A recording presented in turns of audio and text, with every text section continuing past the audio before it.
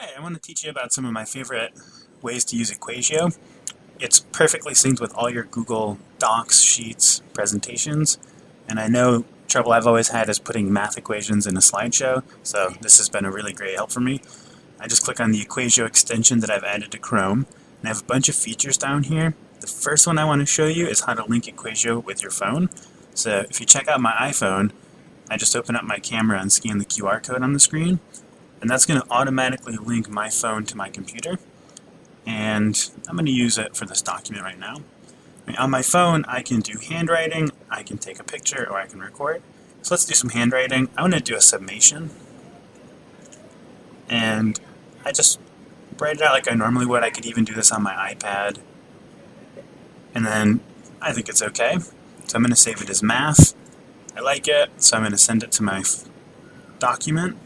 It's going to populate it automatically as an image for me. And what's really neat is I can now select this image at any time, and I can edit it in Equatio. I could also have just typed this in myself, or any other function I want on my computer, so I could have, let's say I want to make a quadratic. And then I just insert it into my document. It's easy to move around and keep in line with my text. If you're familiar with LaTeX, that's another way to input functions, and it even syncs with Desmos. So we can pull up that same function that we were just working with, but now we have a Desmos graph of it. So let's make this a function.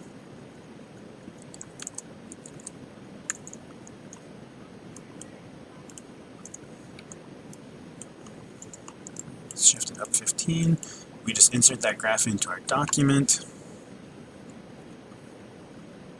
and we can resize it. So now we can have graphs that go with those functions that we were just typing before. Some other great features of the phone app.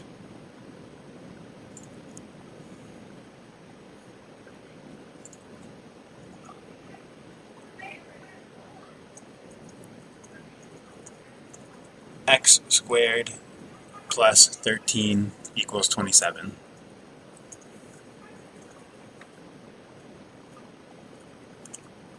I think it's recording my microphone, so let's try here. X squared plus 7 equals 13.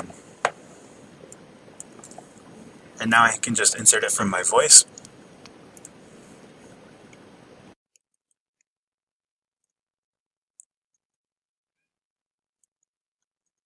So there's different ways you can enter it in. And again, we also have that phone app that likes to keep running in the background.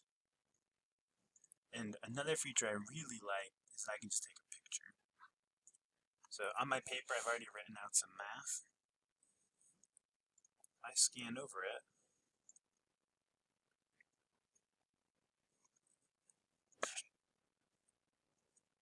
So if I have some math already written on my paper, I can just go over and take a picture of it. And I'm going to save it as math.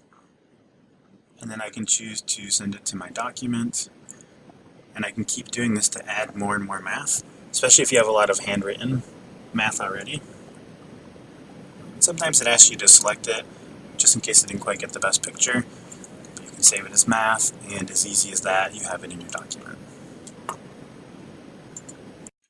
Another awesome feature is using Google Forms. We can see that the Equatio extension already shows up, and maybe I want to ask a question about a graph. I could insert this graph in as my question,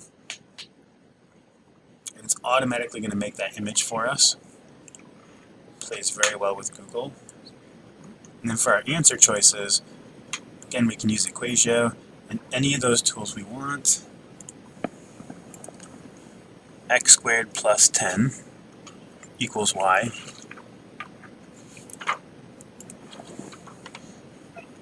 It's going to make an image for us and add it as a question. And before we know it, we have an entire quiz made. Well, I hope some of these features can help you when you're using Equatio in your math class.